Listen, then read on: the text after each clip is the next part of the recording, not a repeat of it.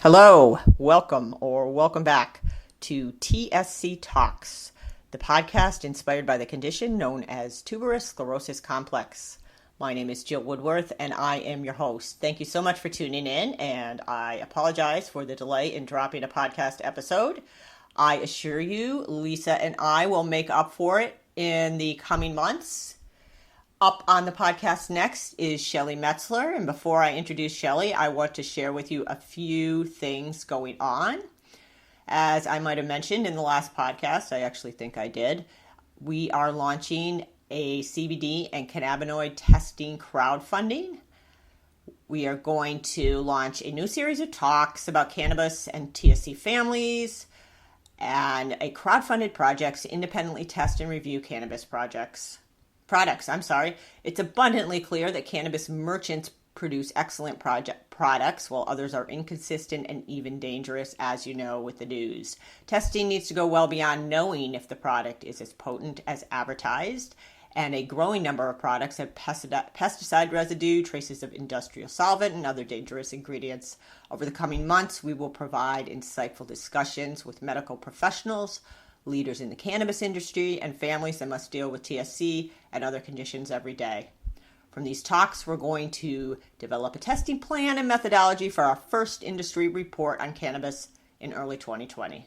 So keep tuning in for that. We hope to drop that crowdfunder this Friday. And in the meantime, I am happy to share this podcast with Shelly Meitzler. She is the Community Programs Manager of the East. The United States and the TS Alliance is divided into two parts, and the Community Programs Manager oversees the community alliances that do the walks and other fundraising events and going actively involved in the communities. So she has that under her belt. She also is the mother of 3 children, 2 of whom are impacted by TSC. And her initial intro and discussion is riveting. I had a problem with my audio and I wasn't able to talk to her during the part where she was sharing the intersection of her life with the TSC diagnosis. And it's a very moving dialogue. Actually, it's her speaking. And I'm really glad I didn't interrupt her. And Lisa informed me that it was very easy to edit because I wasn't speaking. So I'm going to say take it away, Shelly. But I also want to share with you, up soon is Spectrum Sports. They do programs in the New Jersey area for special needs individuals in the high school and younger, and they have a great methodology and attitude and vision. So they are coming up on the podcast. And we also have a pharmacist who works in a medical marijuana dispensary in Massachusetts who's going to share some information with us on that. So lots of good things coming down the pike. Thanks again for tuning in, everyone, and take it away, Shelly. Thank you, Shelly, for being on the podcast. How are you? I am very good, thank you. And I appreciate so much the opportunity to be on here. So thank you for having me. Oh, sure. Thanks to you as well. And why don't you tell me your title, what you do at the TS Alliance, if you want to, start out that way. Give me a little personal bio. Sure. So I am, we've actually recently restructured. So we're constantly looking at ways to improve things. So my title is Community Programs Manager of the East. What that entails is basically my counterpart is Julie Scroggins, who's the Community Programs Manager of the West. And so we've kind of divided the United States into 2 parts. So we oversee the community alliances as well as walks and any other fundraising events that may be going on throughout the communities. And then 2 other members of our team are April Cooper, who's our community programs manager. She directs the entire program, and Gail Saunders, who is now, helping more in the background. So there's 4 of us, but Julie and I are pretty much the face of the TS Alliance in terms of the community. Okay. That sounds like a big job. It is, yes. But I know they expect a lot. Well, they should, but yeah, that sounds like a lot. Yeah, of course, I was involved with the organization prior to coming on staff, and I always, held everyone that worked for the organization in such high regard and know that they were working tirelessly for us and, that they certainly made sacrifices. And I still feel the same way being on the other side now as staff. Everyone truly gives 110% to our community. And I think it truly is a testament to where the organization is, not only with our leadership of Kari, leading the charge, but really how devoted everyone is. This organization, we do a lot and we're constantly expanding, and we all do work very hard, but it's a pretty amazing commitment to see from people and see them so vested in what we're doing. So it's a great feeling. Good. That's good to hear. And I totally feel that in the observations and the discussions I've had. It's just a very tight-knit group that is really committed to the community and to each other. So yeah. Really awesome. Yeah. So, I asked you about that, your work at the beginning, but do you want to start with talking about how your life intersected with TSC, and then we can talk about more about the TS Alliance? Absolutely. I think it's certainly, I bring a different perspective to the organization. And so my journey started, I was born in August of 2001. So she just turned 18 a few weeks ago. And upon, initially becoming a first-time mom, everything was going really well.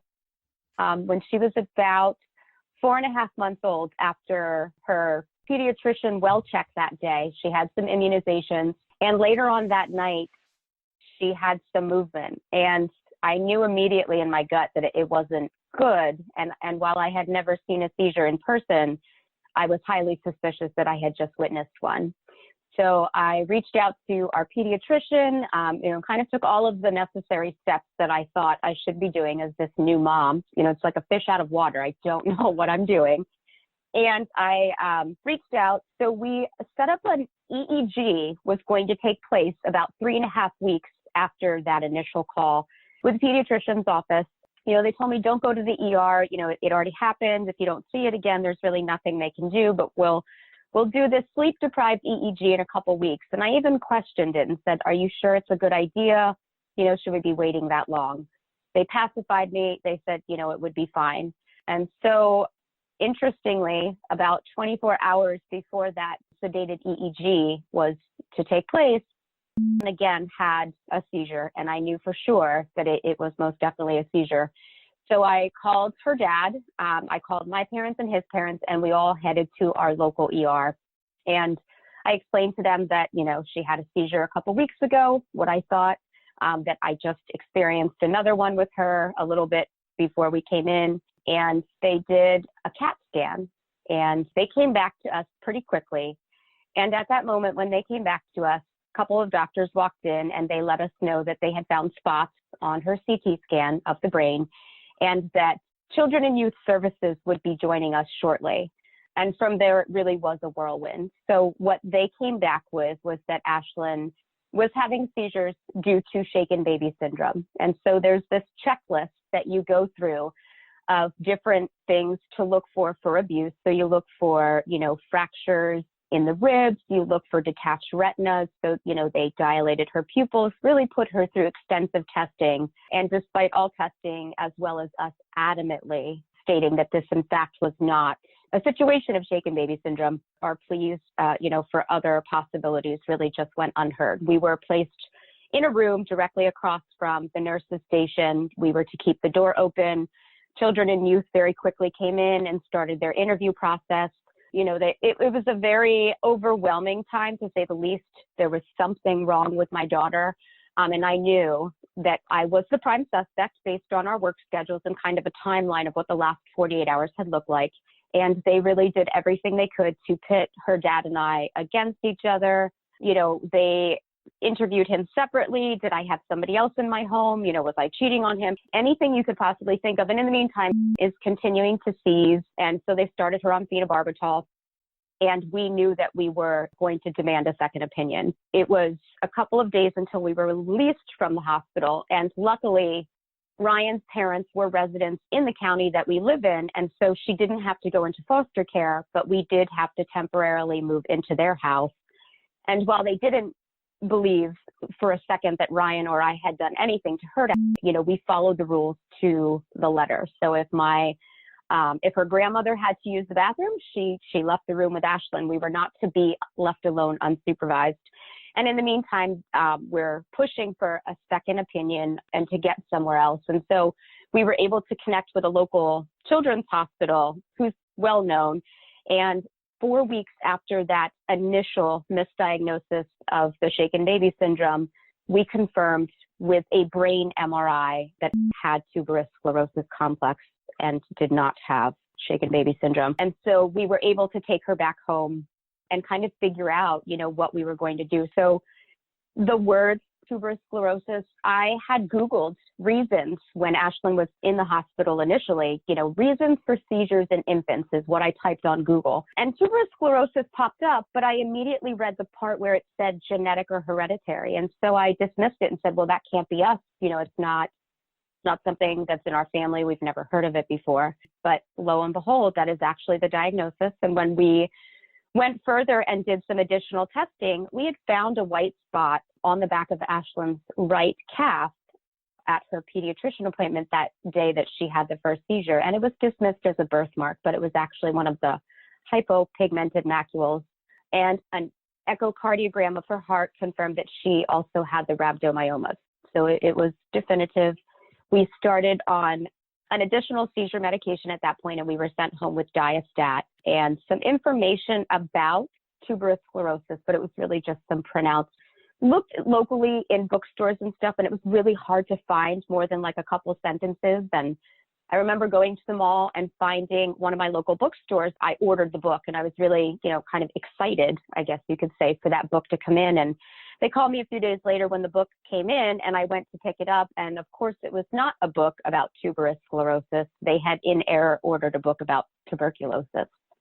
So it was very clear, not only from our experience, at what is a pretty well-known hospital locally, that there wasn't maybe as much knowledge about tuberous sclerosis. And that pediatrician or the neurologist that diagnosed her properly at Hershey really became, she was a miracle to my family. She was just great at answering questions and really making me feel like a valued part of the care team. And she restored my faith because it was very clear that I was obviously going to have this relationship with the medical community. And I was pretty devastated and we were really traumatized. And so I feel like our journey, we started it already in this crisis mode. And unfortunately we continued to have seizures. We just constantly would go into a status. I would administer Diastat. We would call 911. We would go to another local hospital. I never used that other hospital again. Go to another local hospital, and many times we would be life flighted up to that children's hospital because she would go status. And this went on for it was about 6 years with her seizures. But when she was 2.5, she had a prolonged seizure. We believe she had a stroke that day. And so she came home after a 10-day hospital stay in April of 2003 and had been kind of hitting all of her milestones despite daily seizures, but that event took away a piece of her forever. And so when she came home from that hospital stay, she had paralysis on her right side.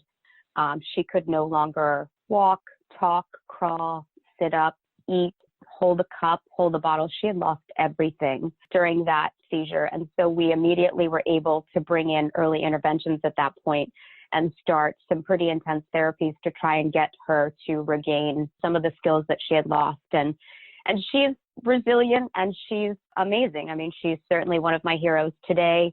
She still has limitations and we still receive a lot of therapies, but she has made a tremendous comeback from that event that really took away a good part of the working left side of her brain.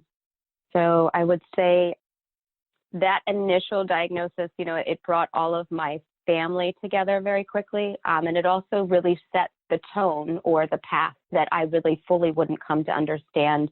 But the day that she was misdiagnosed is the day that I knew, the trajectory of my life had forever changed. We were immediately put in a situation where I had to find the courage and the strength to question things, to use my voice to make sure that I was advocating for everything that was going to need. I was still back. The shaken baby, that really, I haven't heard that before. And, having had, some DCF involvement and that kind of thing, I know that feeling, and I can't imagine starting out that way. So that's tough. And also having to know that your child had a stroke, I guess I haven't experienced that, Shelly, and I'm sorry about that. I haven't heard that, but it sounds like you just have a really powerful, strong attitude that guides this. So I'm kind of blown away.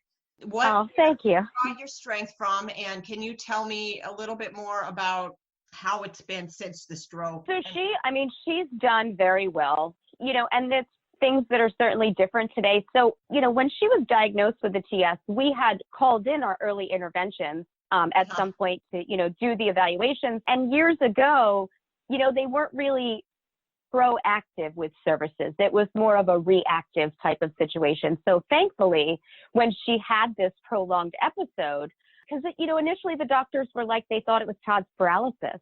And they were like, well, it's going to go away in 2 weeks. And, 2 weeks came and they're like, well, she did seize for a really long time, so it could be longer.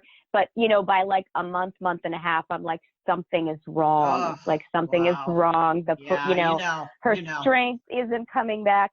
And we had done MRIs throughout the course of the hospital stay, but her brain had swelled.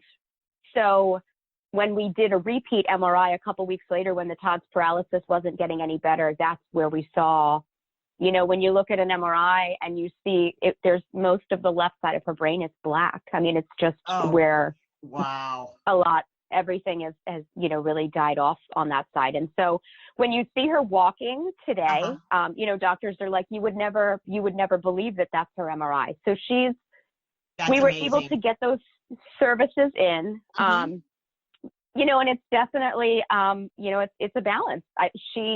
It's because of her strength and her stubbornness and her tenacity and her will to fight things that she for sure has overcome more than, we ever could have hoped.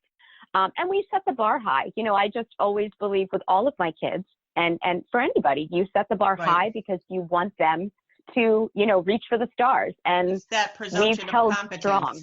Yeah. Yes. Yeah. Because even today, are there things that she can't do? Yes, but I assure you there's a whole lot more she can do. And people, people don't always give her credit, or they mistake her cute little smile and think, I'm like, she's a master manipulator. She knows what she's doing. She knows how to work the crowd. Yeah. So I think that we've tried, I go off of her strength. If this little peanut at this young age, she had just, had so much to overcome. And you dig in. I've had great friends and family, and I'm grateful because, I know not everyone has that. It doesn't mean that I don't still go through the motions and of course that kind of thing, but we've been very grateful to have just this amazing support and all of her team, even to today, between therapists and school and all of the services she gets. It takes a village. I am glad to hear that. I'm glad to hear that. Yeah. That's great. So you have another child. Do you have 3 kids or 2? I do, yes. You have 3. Okay. I have 3 kids. Yeah. So you have another child with TSC. That's correct. Okay. Yes. So I remarried. And her sister, who's 14 with no TS, are from my first marriage. And then I remarried in 2012, and we welcomed my son in September of 2013. It was noted in my medical history that, of course, I had tuberous sclerosis, and we followed that with too, but it was always assumed, and we did genetic counseling when I was pregnant. And, back then it was more of 80% of the time it's a spontaneous mutation. So, insurance didn't really feel the need to approve genetic testing when I was diagnosed. It was more of it doesn't change how we treat it. So they said no. I'm like, okay. I was born, she wound up, we had her checked. There was no signs of TS. When I was pregnant with TS wasn't on my radar. I assumed we were a spontaneous mutation. I was concerned that I was having a boy, and just because the rate of autism is really high, and just, things that you still worry about as moms. Right. I had a healthy pregnancy. He was born. We had no issues. Everything was great. We came home, we settled into life as a family of 5. And then it was the beginning of 2014, and I was doing, a countless diaper change, and the light just happened to hit his skin in the right way. And I saw almost a dozen of the hypopigmented spots. It was like they had just come out of nowhere. Oh my goodness. And I called, I freaked out. I mean, I immediately called my husband and I was like, I'm pretty sure that he has TS. And everyone else was, my friends and family were very supportive, but cautious. And they're like, well, maybe not. But, you just, when you know, you know. You know. Oh, I know. Right. And so I called his pediatrician and I said, listen, I'm really concerned. And they're like, rightly so. They got me, referral right away. I called his neurologist and said, we have a problem. I am almost 100% certain that Mason too has TS. Mm-hmm. And even being established somewhere, it took a couple weeks to get the appointment. So we saw the neurologist March 4th, my husband's birthday, interestingly. And he was like, well, it's probable, but we're going to have to, do the MRI to confirm. We saw the cardiologist the next day, did not have any rhabdos detected. Okay. And then we were able to schedule an MRI on April 21st of 2014. And they called me later that day and confirmed without a doubt that he too had tuberous sclerosis.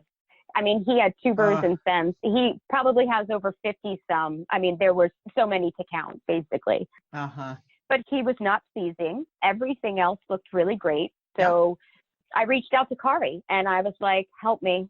Wait, were you involved with the TS Alliance then? Were you I working was, there? yeah. Okay. No, I was not working there. You were involved. Yes, yeah. I was a known volunteer. So I got involved about 2 years after diagnosis. So I remember seeing you kind of coming around and okay. And then you were working there. I was like, wow. Yeah. Awesome. Yeah. Who would have thought that it would take me, that it would change my life, not only personally, but even professionally, take me down a different path. Yeah. Well, but I reached out and, when I talk about the organization and just that connection that we have our finger on the community. I mean, Kari literally was back to me instantly with a research opportunity at Boston Children's Hospital. And I reached out to Boston and we were up there 2 weeks later for our first research visit. It was amazing how quick it all came together. Oh, wow. So what was the research that you participated in? So we were actually able to enroll concurrently in a biomarkers, an early intervention, a biomarker study looking at autism and epilepsy.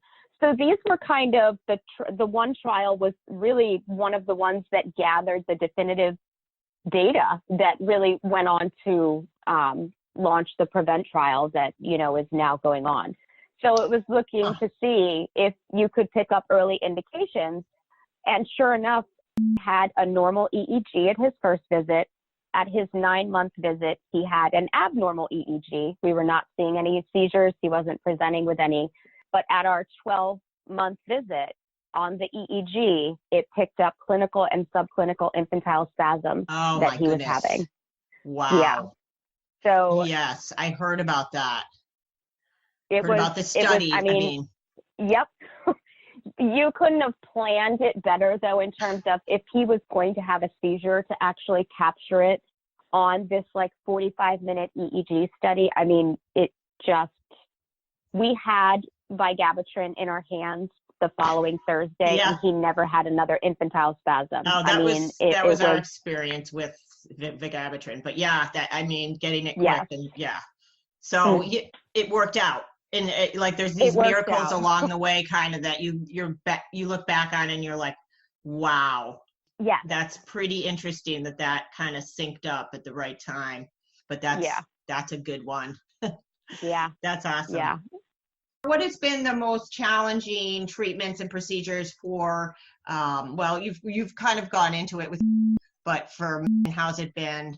Any other, I don't know if you want to talk about behaviors or anything about that, kind of the difference between, in like what you've seen in treatments that are available now.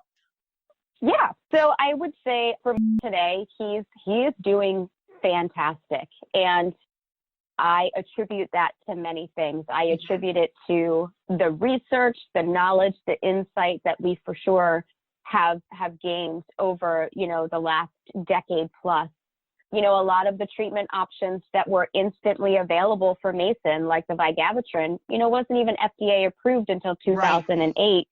Right. And so it wasn't something readily available to us with, seeing living the difference with 2 children and seeing, what uncontrolled seizures do to your development is hard. It's really hard. And so, when he was diagnosed, it was shocking. I do not have TS, but we are actually, the reoccurrence of TS in my family is the germline mosaicism. So it's in my reproductive cells. I don't have the disease. Yeah. And so I was shocked. And I for sure initially, then all of a sudden, all the insurances wanted to pay for genetic testing. They deemed it medically necessary now when he was diagnosed.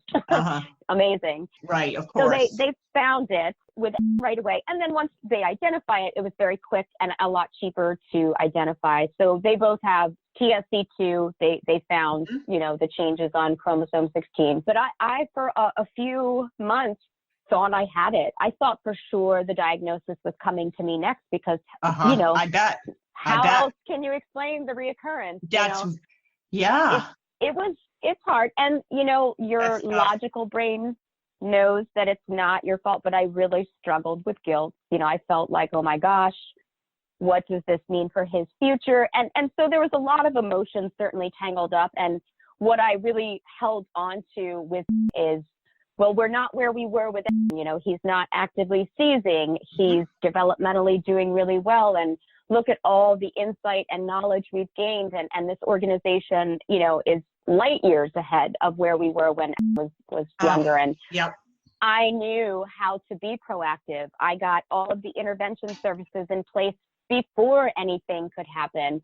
And it's, you look at your journey and you I do try to find the good in everything because that's just the way I cope. And so I think there's always a story or a lesson to be learned. And if nothing else, Ashlyn truly paved a better path for men, not only in what we learn or what we know, but how I knew to be a different parent. And it's been, amazing. Oh, you're going to make me cry.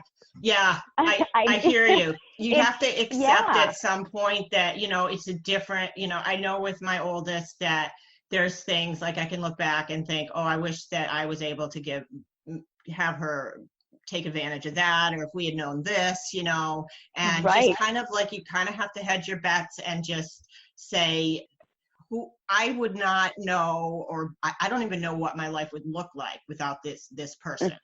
And they have so much to offer in such beautiful, just diverse ways. It's that reframe. Yeah. But reality is tough. It is. I won't lie. Yeah. So, and I give you credit. It's a lot. But I think you're right. You have to get to that, like finding the good or finding the meaning kind of, because it's there, I think. It is. And it's not easy. And like anyone else, some days are really good and some days are really bad. And we've had a rough couple weeks because, when you think about life in general, we all have things that we balance and juggle, personal lives, professional lives. And then we have this disease and things that happen, little things that happen separately are not a big deal, but sometimes things really compound too. And it's like, oh yes, it's hard. It's hard. Hard. I see a therapist. I, for myself, have really started to focus on that self-care that we need to do as caregivers. And I've been able to, it's kind of like, well, practice what you preach, Shelly. You're talking to other families and, you're encouraging people to take time for themselves. And, it's something that we have to learn how to do. And it's a process and you It is a figure out process, how to do that. especially when And all the factors of society are working against us being able to do that. right. Yeah. You feel selfish. You feel You like, do.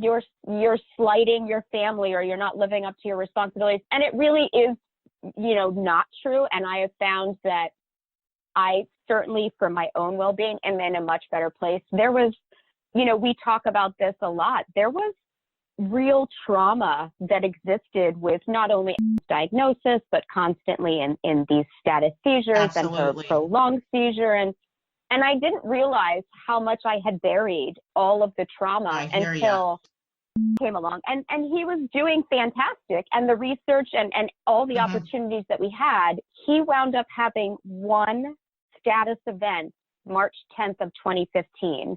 And he required so much rescue medication that he coded at the hospital and was on a ventilator and in the PICU. And I remember in those moments, everyone's like, the personnel, they're like, it's okay, we've got it. And I'm like, no, you don't understand. Oh like, my gosh. It was, waterfall. It was, I was going back to the day that seizure took everything from her. And I was like, oh my gosh, he's going to wake up and a piece of him is going to be gone. He's not going to be the same kiddo. And I didn't realize, like I said, how much trauma I had really compartmentalized. And after his event, and through a blessed miracle, he suffered no major setbacks. And it was, awesome. Knock on wood, the only status event he's ever had. But I literally came home. I was afraid to sleep at night. My kids typically had their seizures early morning. So I was good during the day, but when nighttime came, there was this fear in me that I didn't want to sleep. I know that. So afraid, it's, and so many of us go through it. It's like, I was afraid I still do it to this day. You wake up, you hold your breath. Yeah. Until they're okay. You watch for the rise and fall of their breathing. Rise and fall. Yeah. And it was in that moment, I had really always at my job, when she had gone through her major seizure, I had just started a new job at my prior career. And despite being in the hospital, I didn't miss a day of work. Like, I just did all of these things. And when seizure happened, everything came flooding back to me. And I took off of work for a couple of weeks. I, for the first time in like 12 years, used FMLA for a couple of weeks. And it was like all of these other things were still happening. I was being denied nursing services, so I had no one to care for her after work. And I wound up making a decision in May of 2014 to walk away from my career because we didn't have any help. And I was struggling with the disease and that a seizure could, literally change your family, your child, and all of these things. And so I left my career, and I didn't think twice about it. It was what I needed to do. I went back to waitressing on the side, but I really realized in that moment how much I had not dealt with in the disease, in Ashlyn's misdiagnosis, and all of her status, and all of the trauma and experiences. There was no, I went back to a therapist again, and it was like, I really need to work on, how do you live with this? And very well, it's like, and many of us struggle with I don't know what the magic answer is, because I feel like, you somehow start to put one foot in front of the other again, but it's not easy. And some days are better than others. And when I see these families in the communities and they're losing their loved ones, it just paralyzes me. And you feel, the agony for them, and just, as much as we're doing it, that's where my dig in strength comes from. Like, we're doing a lot, but we have so much more to do.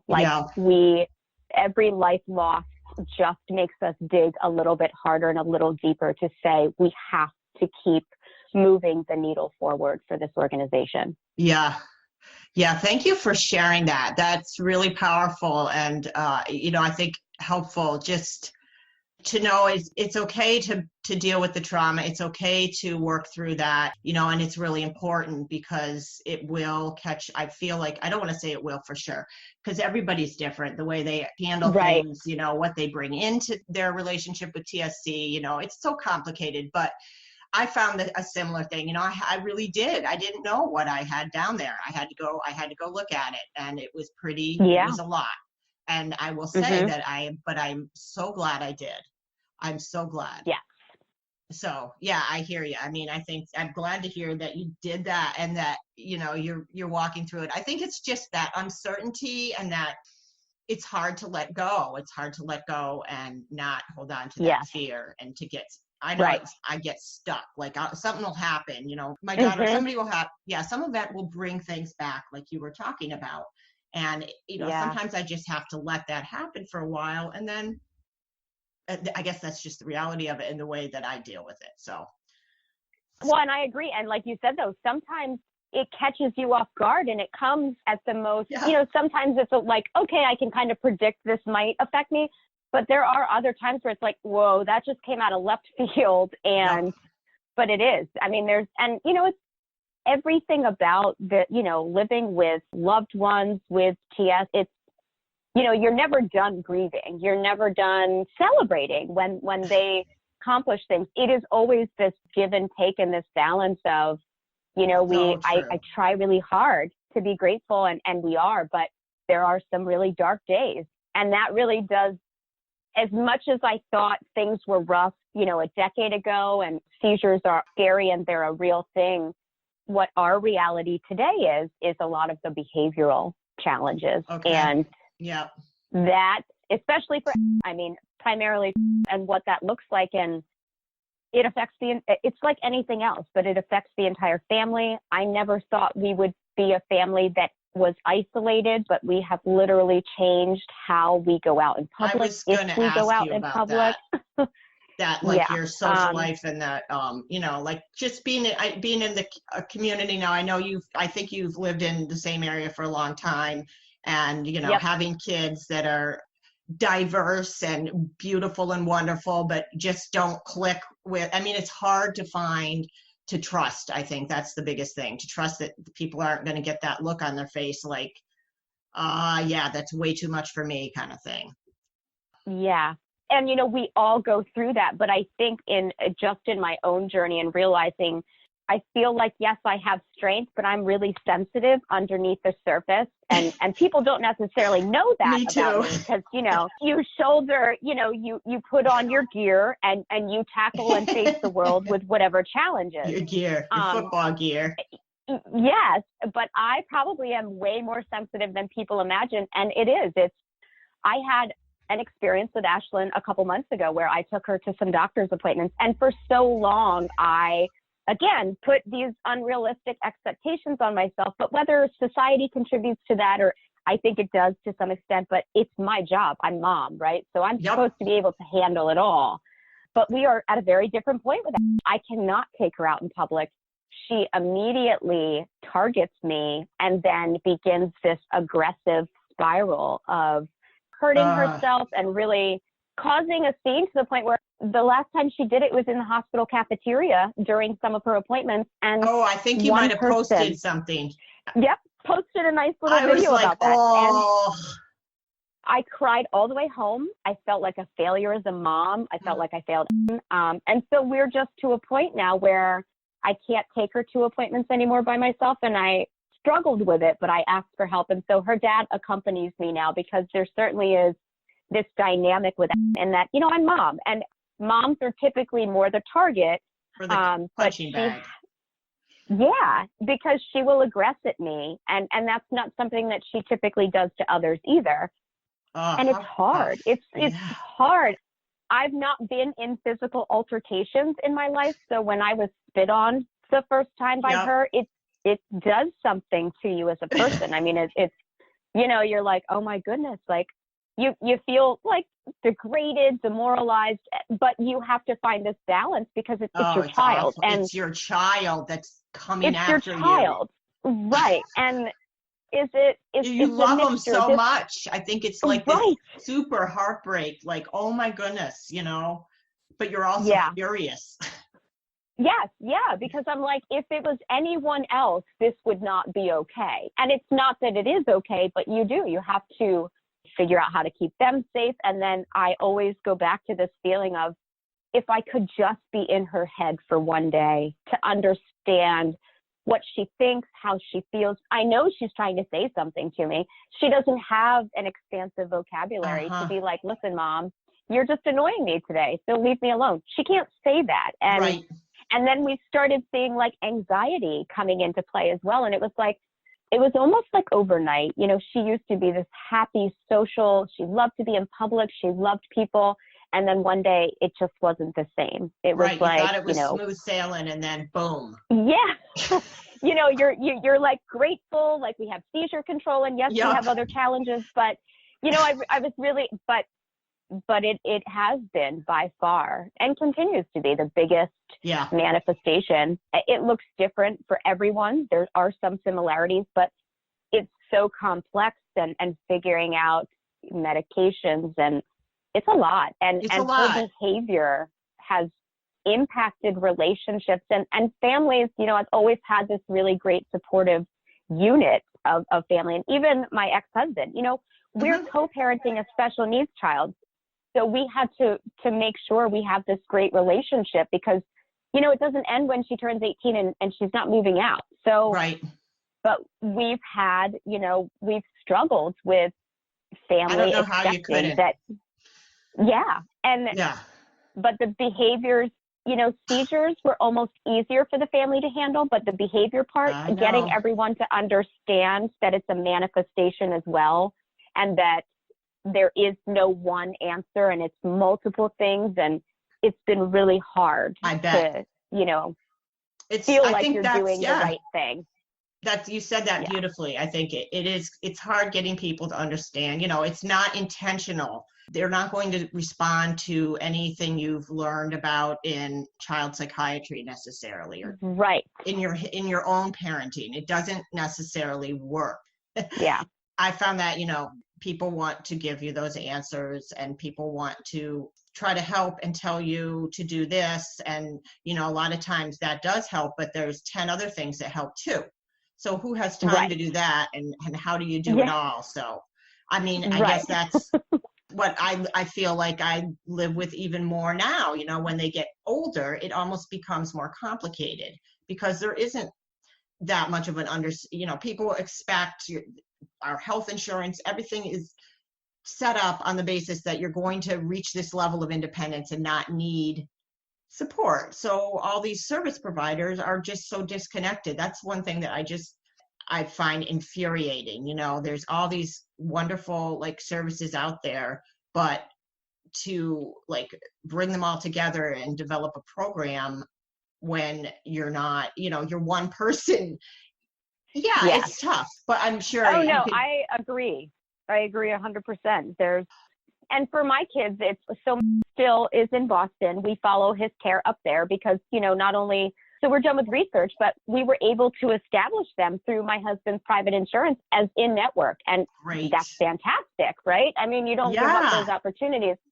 And then care is in Delaware. Wow. So we can't, no matter how hard we try, both kids are at two different places, but the psychiatry, right? The part of hands that we're really dealing with is, she has autism and intellectual disabilities. Yes. And the anxiety. And so her biggest struggle right now is that she's been diagnosed with a mood disorder. And when you're working with a local psychiatrist, and he's a great psychiatrist, but TS is not his specialty. Oh, yes. And playing the medication game. And I've done gene site testing to check, her genetic makeup and see if we're in the right class of medication. I've done everything I possibly can. That's really interesting stuff. But I'm sure you gave him the TAND information, right? Oh, yes. Yeah. And which they glance at? Yeah.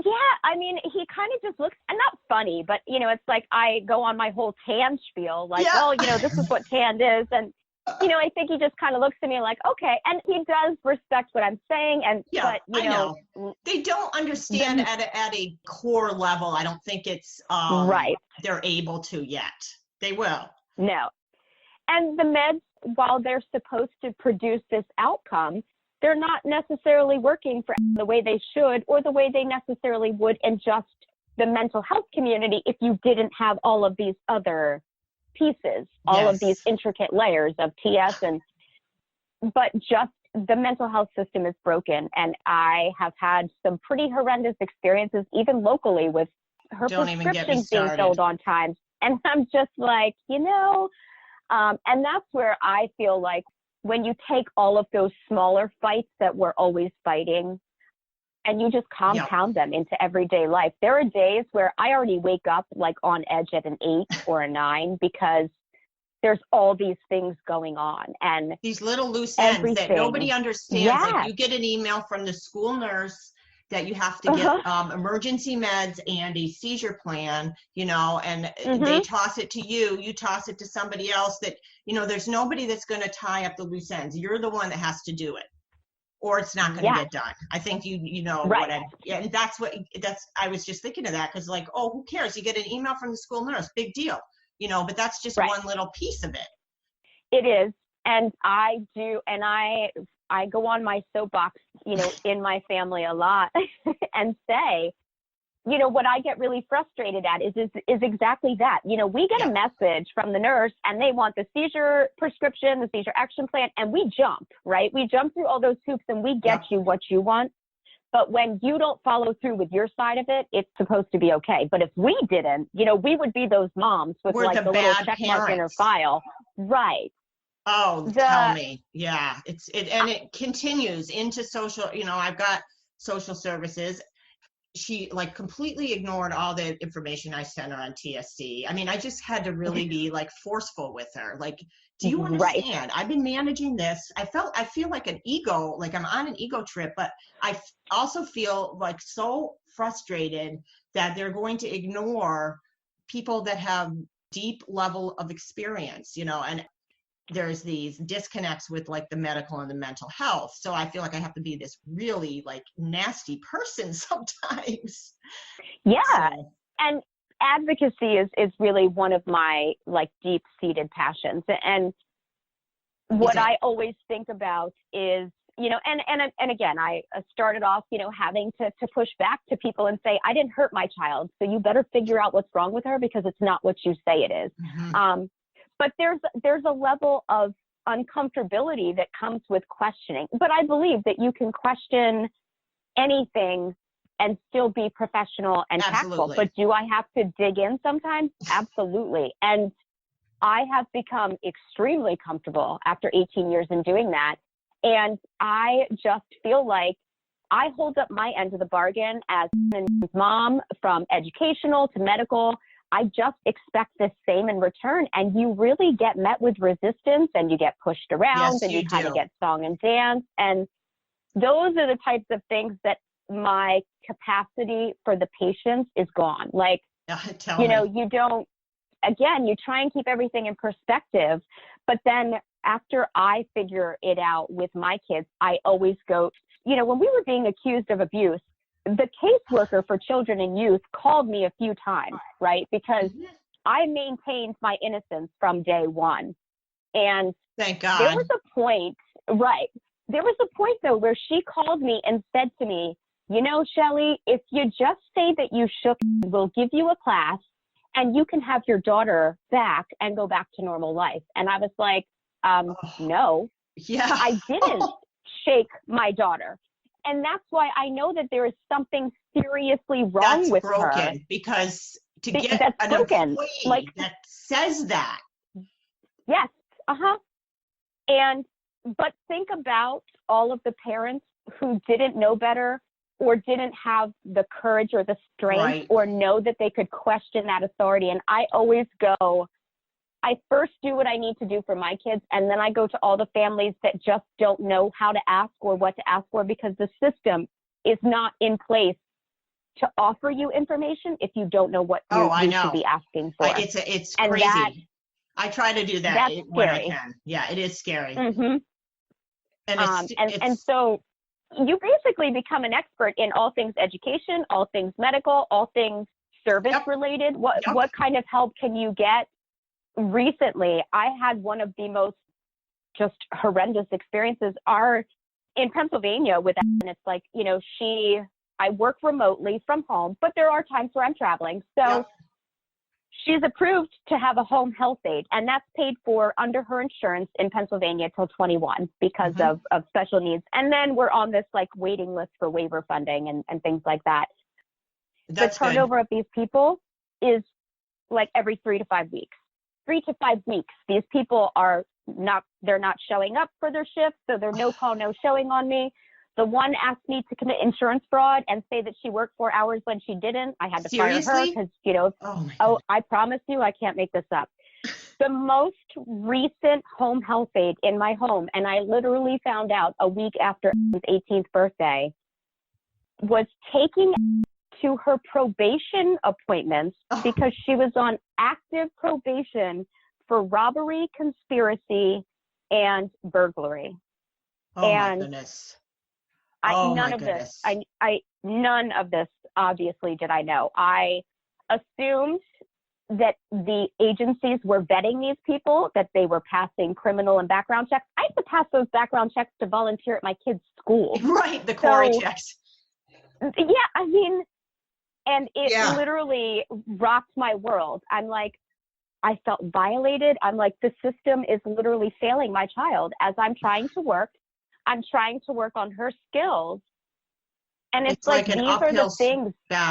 A battle. And it's every day. Sometimes that stuff depletes my energy more than other day-to-day things.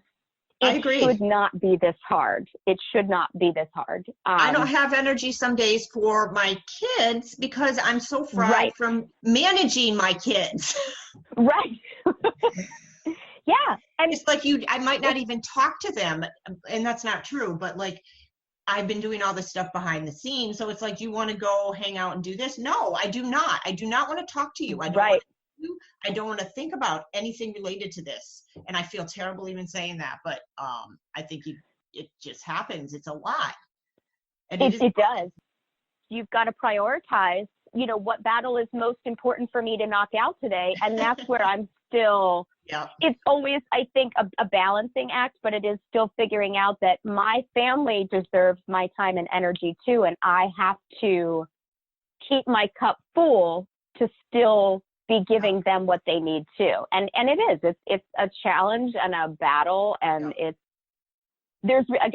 like anything else. And for us, it's kind of like when things really like they happen, like we go big or go home. You know, we don't do things like on a small scale around here. We like to really knock your socks off. It's those stories that you hear though from people, like you really never know what battles people are dealing with. And some of what we deal with just on a daily basis is enough to knock someone off of their feet. And it's hard. It for sure is hard. And there's no manual. There's no manual. Yep. I know. Nope. I know. You know, I guess I have said in other interviews, like sometimes I talk to, you know, parents they have kids with just an autism diagnosis or something that's not specifically tied to a medical condition, and how hard it is sometimes to be out there, and especially with autism being very vaguely defined and very, very broad. Right. So I guess, you know, I return to that, being grateful for that, but there's another side to that too, where like the medical piece combined with the mental health piece, especially with my oldest, makes it challenging for people to want to work with her, to be able to place. She's tough to place because she, you know, now that there is this awareness that I've adamantly, you know, advocated for, of the integration of her medical, her mental, all the systems of care, people are like, whoa, because there's nothing exactly right. You know, there's no exact right placement or service, you know, it's a bunch of them. And I think that's right.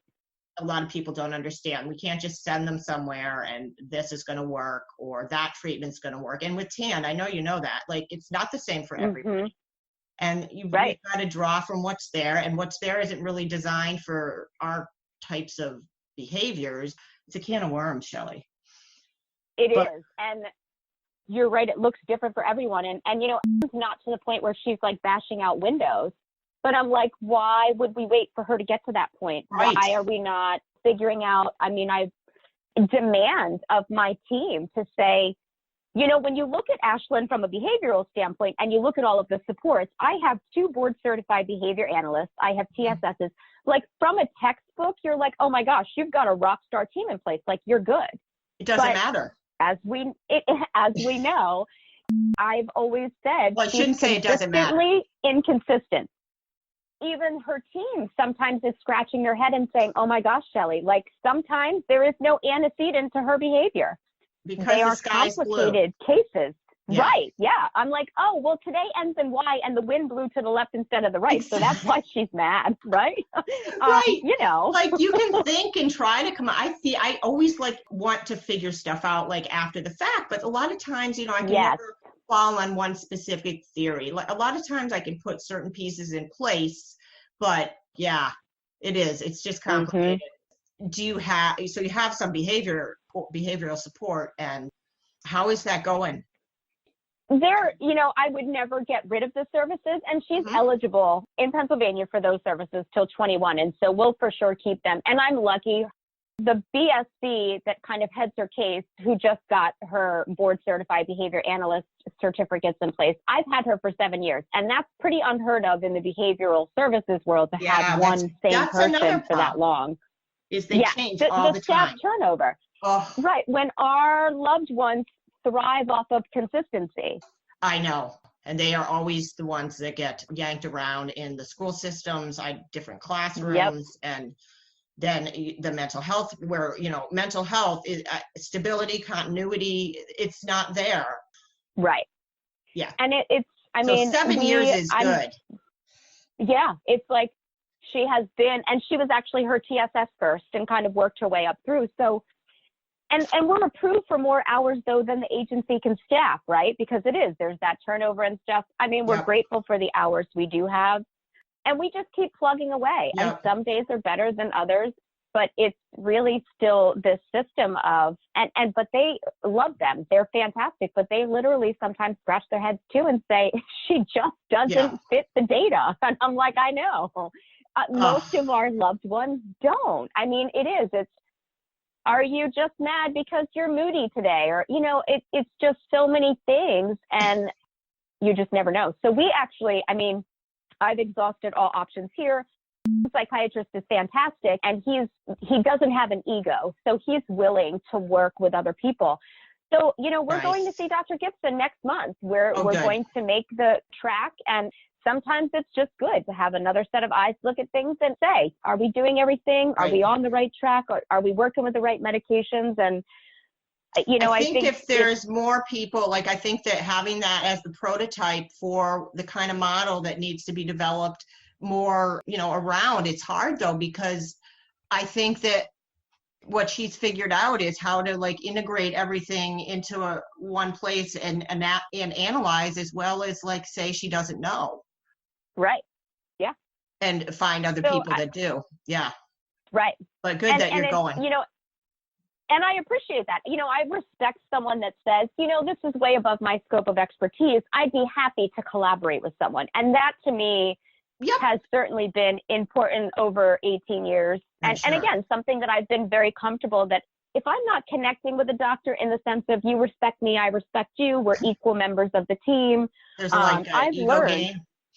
Yeah, because I don't have time for ego. I really don't. But I respect someone that says, you know, I don't know a whole lot about this, but I'm willing to learn. And that means a lot to me. And I think that collaboration, because this is a team of people. You know, it's not one doctor our loved ones see, it's multiple. And we typically are like the gatekeepers of reporting all the information to everyone. Yeah. Yep. So what I can say from is that, you know, we've met some great doctors along the way, and we've gotten some really great road trips along the way too, because I don't know that we'd be traveling. Oh my goodness. Weren't you in like the penthouse or something recently on a trip? Yes, my husband and I, so our anniversary was the end of August, and so we've been together almost 11 years, but we've been married 7. Thank you. And He is fantastic. I am certainly a lot to deal with. And when I get frustrated, he's my sounding board. And, But I bet he'd I'm say a little much. he wouldn't understand TSC until he lived with someone that had kids with it. Because This is very true. Yeah. Yes. So But give even yourself those a break. adventures. Yeah. And I've learned too, even with that self-care and stuff, it's those relationships. Our relationship as husband and wife is so important as well. And we have to Absolutely. take time when we can. And we were grateful to have some family that could watch the kids for us to go away for a weekend and just, try and have fun and just live in the moment. And then somebody, on the floor below us set their hotel room on fire. So we got to evacuate, from the 31st floor. We at least at the end of the day can say, you just can't make this stuff up. You really can't. And so we're just going to roll with it, because it really wouldn't be an adventure with Matt and Shelly if we didn't have some kind of great story to tell after the couple of weeks of just events that have kind of rolled together. So, it was nice to unplug and be in the moment. And again, that's always, I think, something I work really hard to try and do, to be in the moment with, whether it be my husband, friends, my kids, because we have so much on our plates to juggle. Yeah. And I've always felt like I have to be the best medical advocate. I have to be the best educational advocate. And you're really always at the end of the chasing day, something. It's always like this race that you feel like you're just almost to the, you can see the finish line, but you're never going to get there. So because that's really it's really solid not advice. Yeah. Yeah. It's not. And it's a work in progress, but it is. Yep. I think the more we can just focus and take care of ourselves, it really is so very important to sustain this type of journey, for sure. I think that's so true. And there was a lot of years when I just couldn't hear that. I couldn't hear the importance. Mm-hmm. I almost did it. I had to stop for long enough to know what that meant, to know who I was to take care of. I had to just stop the noise. And I think that I cannot recommend that highly enough. In any ways you can, find ways to disconnect and be in the moment. Yes. At least once a day in some way. Yeah. Some days, I just don't know if I ever hit it. Right. Yeah. I got my knickers in a twist the whole day long, but it's just, you've got to. Yeah. And even if it's like 10 minutes that you're listening to music at insane volumes and singing your lungs out, whatever it is. And that's one of my favorite things to do, the singing. And, if somebody ever saw me, they'd be like, wow. I know. Not something I'd go public with, but it is. And it doesn't have to be, and it's not always getting away but we talk about it a lot. And, what is self-care? And it's not, oh, let me go get my nails done today. I mean, that's great. Yes. But it's connecting with, whatever gives you.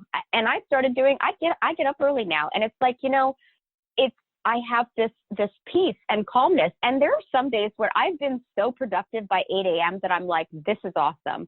Because everybody was sleeping. Yep. Yeah. It's so everyone's like quiet and still.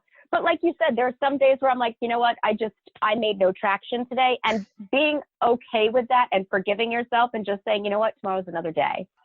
And it's not always easy to do, but, working through balancing it all and maintaining your own well-being. Really, really well put. But I wanted to ask you a little bit about what your work at the TS Alliance. So you started working with the walks, and then I came on in January of 2017 as a national walks coordinator. So I was a consultant for like the first 9 months, helping Gail with the walk program. And I had chaired my walk in my community since our inception. Okay. So it was something I was familiar with. Mm-hmm. And, I have had some really great opportunities and going to March on the Hill and advocating for federal funding and really just doing all of the things. And I've always found, for me, when I was ready to get involved, there's just something about it that I've met some amazing people, but there's a healing that comes along with sharing your story, with being there for someone else, with, doing something when you can't control how this disease manifests in your loved ones, but you for sure can say, I was a part of doing everything that we possibly could do. Yes. And it had come at this perfect time where, I do just things just seem to happen for a reason. And I try to find the silver lining in everything. And I had quit my job at my career years before. And it was hard. It was hard because I then got lost. I lost who Shelly was as this professional because, I can imagine. You become consumed. I was mom, but I really was, advocate. That's, so I lost myself for a while. And so when this opportunity came along, I was so grateful. And it allowed me to kind of figure out that work-life balance because I do have 3 kids and then we had an opening that was available for full time in September of 2017. And so I got to come in. Kristen Bell was actually going part-time and was going to focus on the World Conference and was really looking to expand her family. So I came in and was able to kind of go into her role, knowing that we were restructuring and able to roll out this new structure that we did in 2018. So I still support the walks, but I also support our community alliance leaders as, setting up educational meetings, going out in the community, which I love to do. So when there's events and things like that, I go out there. I've been planning our regional conferences. So I actually will fly to Atlanta tomorrow. We have a 1-day conference that'll take place in Atlanta. So you plan those? I did, yes. And I really enjoy bringing, you like that? I do. I have these like type A OCD personality tendencies. So it comes in great when you're, have to be detail oriented and you're kind of juggling a lot. And I mean, a lot of the times, I think I have a unique story with being 18 and almost 6, they're worlds apart. And it's a true testament, again, to where we are as an organization. And I hope that my story brings hope to other families in the future and that, we have so many more treatment options and we're really going forward. And I'm excited to see where we are in the next 5 to 10 years. And it allows me, when my personal life is in turmoil with TS, I can sit down and I was going to say I can that. help I found somebody. It's like, okay, my personal life may be messy right now, but I was able to make progress today or I helped support someone. And it does. It just helps keep things going. But I've been able to, I'm one of our education parent mentors. Like I said, advocacy is really one of my passions. That's a lot. Have you sat in on IEP meetings? Have you done some of that yet? Yes. So I actually, unfortunately, I had to sue my school district not once but twice. So I was in a private school based on having to advocate for her educational needs. Sorry, I had to go through that. But again, it was like, it's very interesting because the person that was in charge of things at her school back then is now the principal at school. And I can't tell you how satisfying it is that we both have come full circle to the point where he has an IEP. He does have, he was put on the autism spectrum. And there certainly are some red flags to be looking for. Developmentally, he's doing great. We have to monitor him. So his IEP is in place. And I went in and I trained. He is. But that's good in a lot of ways. Because we're ready. We're ready that if anything changes or he needs extra support, we're ready to go and everything is in place to do that. And that's, again, a lot of what I've learned with Ashlyn. But to sit there, I did a school training a couple weeks ago for the school. I trained 20 of Mason's, school personnel on just TSC 101 and what it looks like. That's awesome. And, it's talking very real to them and saying, I understand that Mason on the surface, may not seem like he has a lot going on, but here's everything that's going on inside. And here is what our family has gone through for 18 years. I have an older daughter with this disease and it's run us through, Wow. And when you can break the barriers of the fear of what you don't understand or know, it's so powerful. And we're off to a great start. Everyone's on a great page. Everyone's got a great open line of communication. And it's just, I love helping families. I was in Pittsburgh last week and did a school training for another TS family. I enjoy it. educational supports that we offer to families is so needed. I mean, medical is overwhelming. All of these different things, like we talked about, it's like you all of a sudden have to become well-versed in special education laws and medical. You have to have like 8 degrees in order get to no respect. Right. So to offer that support and guidance to another family, again, I feel like it's the least I can do, and it helps validate what I've gone through in my experiences to be able to pass that along and share with someone else. So working for this organization, I'm so blessed. It brings it full circle for you in a lot of ways. It really does. I can now give to others the way this organization has given to me and has truly been and still continues to be my lifeline, because I don't know where we would be. And I remember in those early days I didn't know what the future looked like. I could barely get through, hours sometimes, or even the next day. And I'm just honored. I'm honored to be a part of the team. I'm honored to share, and hope that my family's stories and experiences, it guides someone else. It lets people know that they're not alone, that we're here to support them. Like I said, I have met so many amazing people in this journey that I'm grateful. I'm so grateful and blessed. I'm a different person today. I don't know if I would like the person I would have been had I not been given, the honor of being his mom. So I feel eternally grateful. And I just always want to pay it forward to anyone else. And so I literally get to wake up every day and I don't dread going to work because I truly love what I'm doing. Oh, that's beautiful. It's awesome. Oh, thank you. Really dedicated to the community, and I know where it stems from. I can relate in some ways, and I think it becomes like part of you in ways that it's hard to explain. So I'm just really impressed with your commitment and thank you. It's honesty. Thanks for being honest and telling me about the hard stuff too, because that's just part of why I talk to people, is because I found it to be like, wait a minute here. I've got it. Right. That's basically it. Wait a minute here. Let's just talk about this. Well, and thank you, because it's been fantastic. And it really is. I think for everyone, it's like you get to listen to different people and different experiences, and it means a lot. And, I think sometimes the hardest part is starting the conversation, and you've built this amazing platform to start the conversation.